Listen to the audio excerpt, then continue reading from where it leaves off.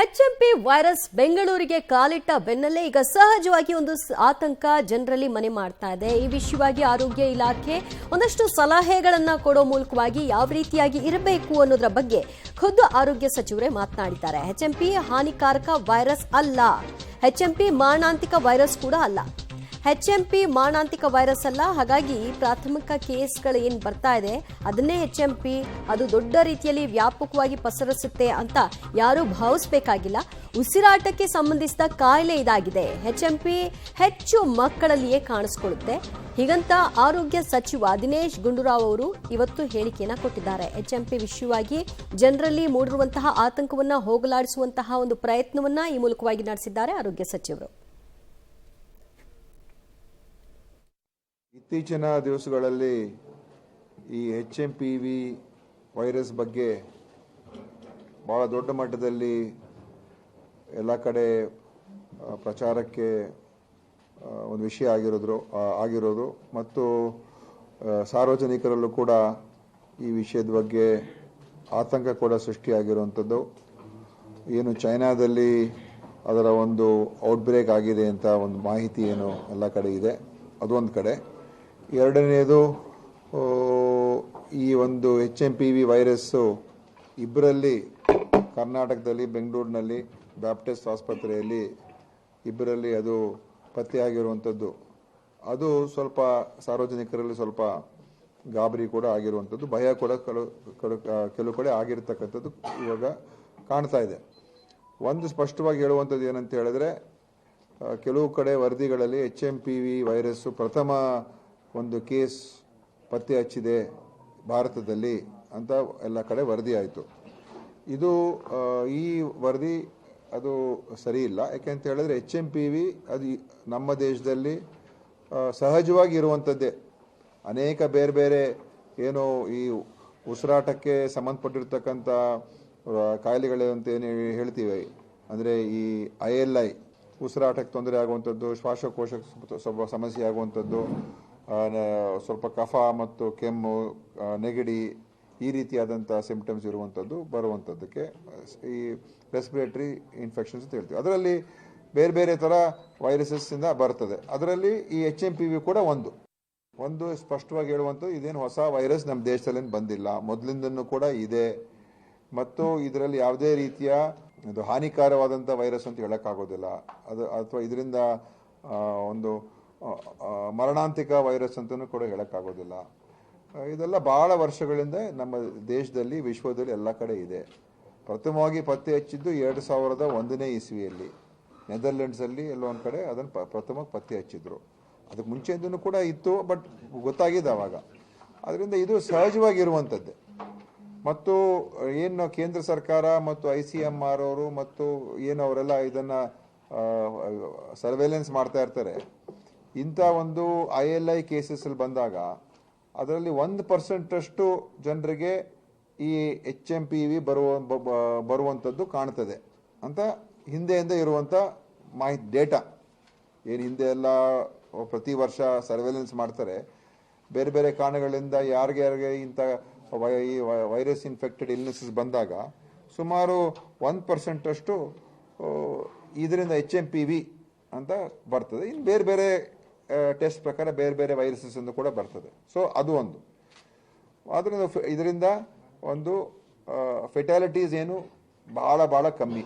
ಅದು ಬೇರೆ ಸಮಸ್ಯೆಗಳು ಕೂಡ ಸೇರಿಕೊಂಡು ಅದರಿಂದ ಫೆಟಾಲಿಟೀಸ್ ಆಗಿದೆ ಹೊರತು ಇದರಿಂದನೇ ಏನಾಗುತ್ತೆ ಅಂತ ಏನಲ್ಲ, ಅದು ಬರ್ತದೆ.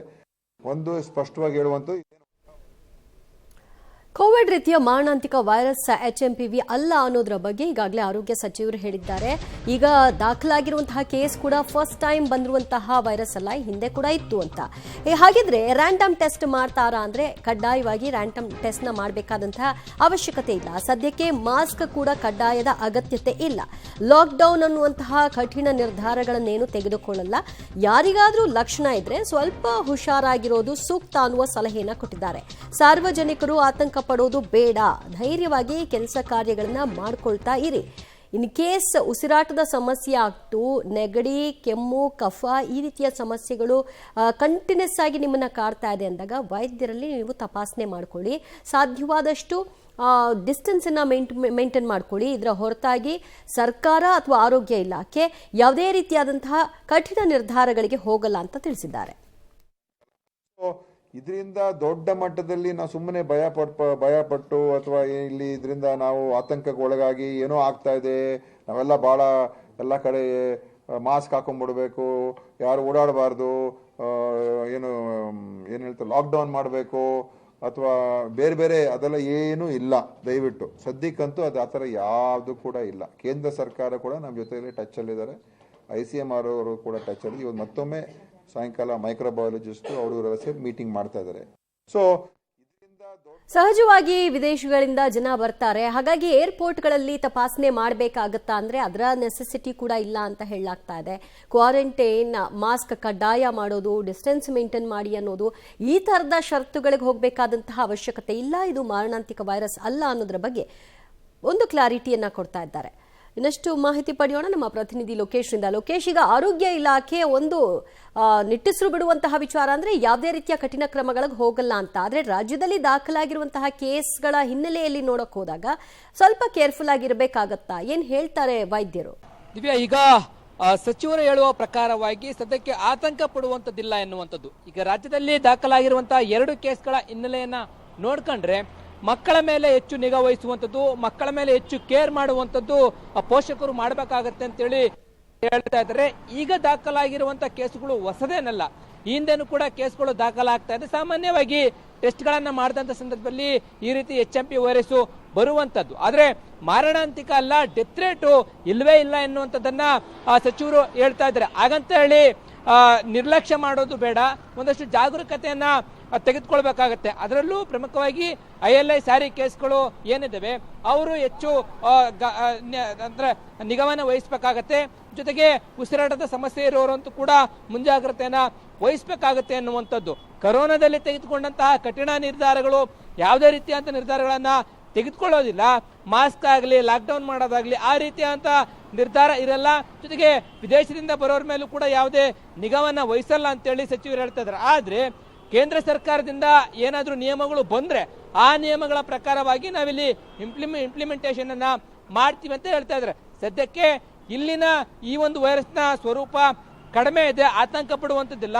ಮುಂದಿನ ದಿನಗಳೇ ಏನಾದ್ರೂ ವೈರಸ್ನ ತೀವ್ರತೆ ಜಾಸ್ತಿ ಆದ್ರೆ ಆಗ ನೋಡೋಣ ಯಾವ ರೀತಿ ಅಂತ ನಿರ್ಧಾರವನ್ನ ತೆಗೆದುಕೊಳ್ಬೇಕು ಅಂತ. ಸದ್ಯಕ್ಕೆ ಇರುವ ಮಾಹಿತಿ ಪ್ರಕಾರ ಮ್ಯುಟೆಂಟ್ ಕೂಡ ಆಗಿಲ್ಲ ಎನ್ನುವಂಥದ್ದು, ಹಳೆಯ ವೈರಸ್ ಇರುವಂಥದ್ದು, ಆ ರೀತಿಯ ರೂಪಾಂತರಿ ವೈರಸ್ ಕೂಡ ಅಲ್ಲ ಅಂತೇಳಿ ಸಚಿವರು ಹೇಳ್ತಾ ಇದ್ದಾರೆ. ಆ ನಿಟ್ಟಿನಲ್ಲಿ ಆಸ್ಪತ್ರೆಗೆ ಬರುವಂತ ಮಕ್ಕಳ ಮೇಲೆ ನಿಗಾವನ್ನ ವಹಿಸಿ ಅವರಿಗೆ ಟೆಸ್ಟ್ ಮಾಡುವಂಥದ್ದನ್ನು ಕೂಡ ಮಾಡ್ತವೆ. ಪೋಷಕರು ಕೂಡ ಎಚ್ಚರವನ್ನ ವಹಿಸಬೇಕಾಗತ್ತೆ. ಒಂದಷ್ಟು ಮುಂಜಾಗ್ರತಾ ಕ್ರಮಗಳನ್ನು ಅಧಿಕೃತವಾಗಿ ಬಿಡುಗಡೆ ಮಾಡ್ತೇವೆ, ಅದನ್ನ ಅನುಸರಿಸಿದ್ರೆ ಸಾಕು. ಅಂತಹ ಕಠಿಣ ನಿರ್ಧಾರಗಳು ಯಾವುದನ್ನು ಕೂಡ ಆರೋಗ್ಯ ಇಲಾಖೆ ತೆಗೆದುಕೊಳ್ಳೋದಿಲ್ಲ ಅನ್ನುವಂತ ಮಾಹಿತಿಯನ್ನ ಆರೋಗ್ಯ ಸಚಿವರು ಹೇಳ್ತಾ ಇರುವಂತದ್ದು. ದಿವ್ಯಾ, ಥ್ಯಾಂಕ್ ಯು ಲೋಕೇಶ್ ನಿಮ್ಮೆಲ್ಲ ಮಾಹಿತಿಗೆ.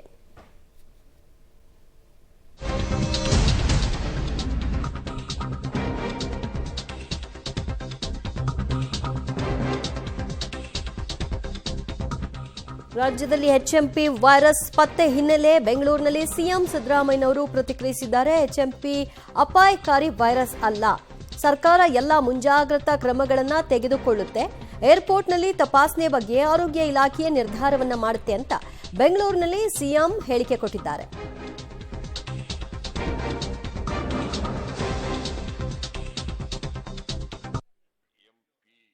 China virus ಕಾಣಿಸ್ಕೊಂಡಿದೆ,